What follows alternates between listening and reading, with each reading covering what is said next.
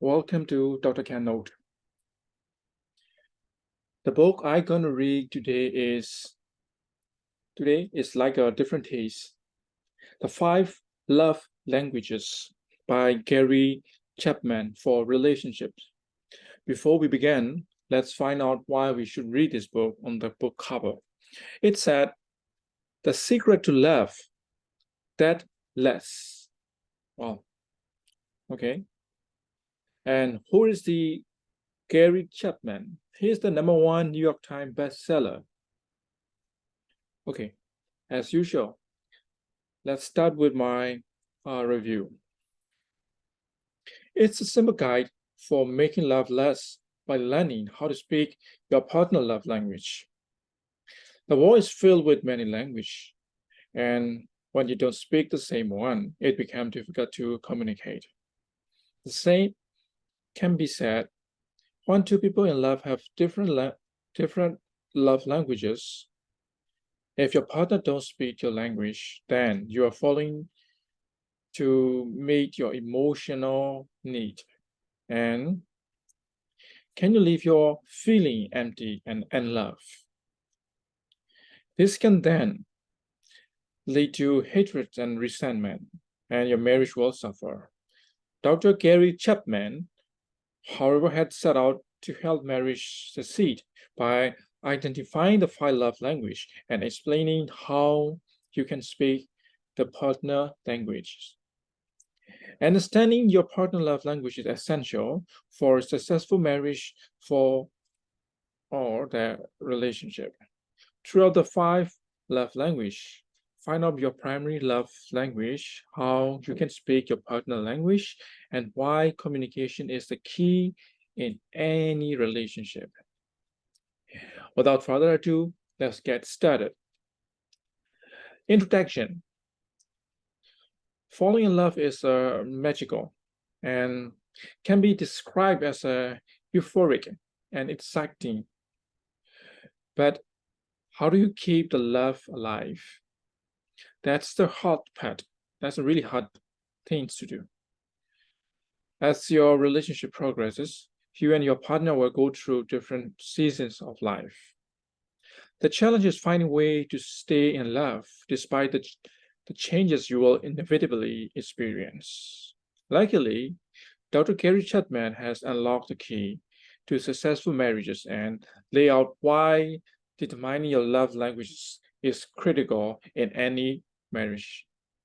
Whether your relationship is flourishing or failing, it's important to communicate how you wish to receive love and how your partner wants you to show love.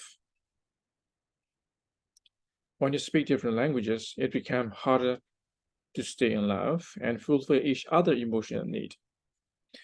Determine if your love language is word of affirmation, quality time, receiving gift, acts of service, or physical touch, and begin working toward keeping you and your partner love alive and ensure that it lasts a lifetime. Key takeaway. Let's check on this presentation. There we can see the five love languages. Okay, the first one is a gesture of love. Gesture of love.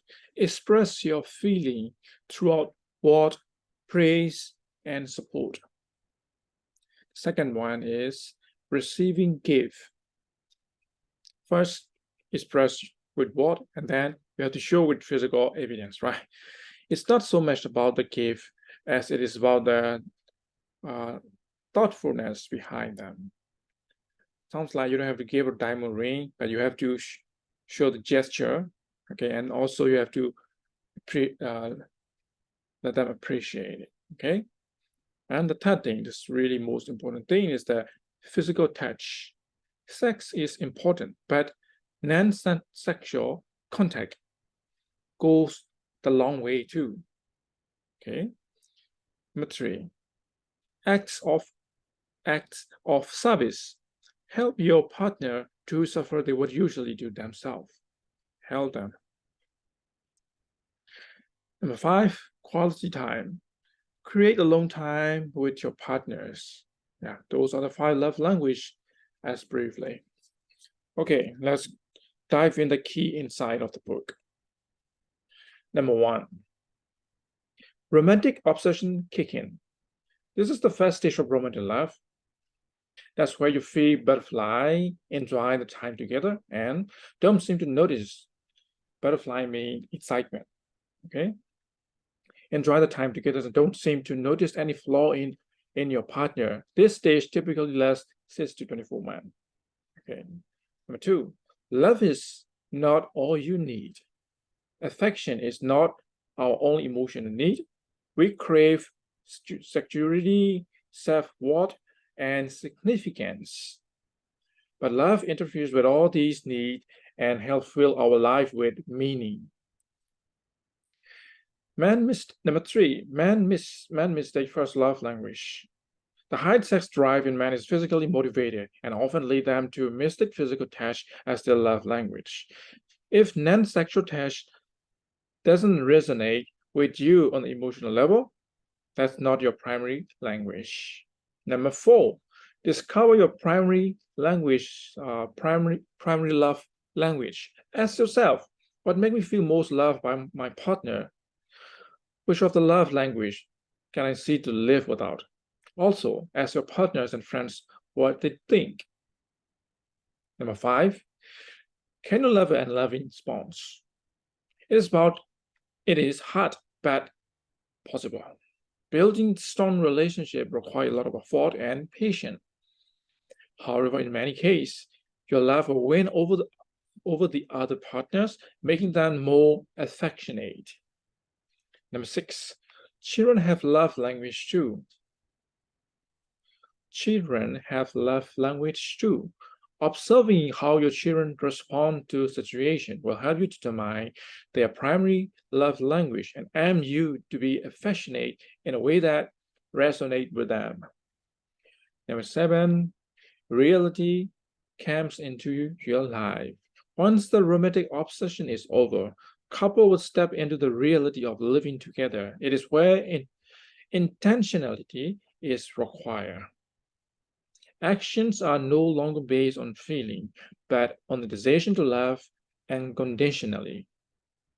Number 8, partner love language is natural to me.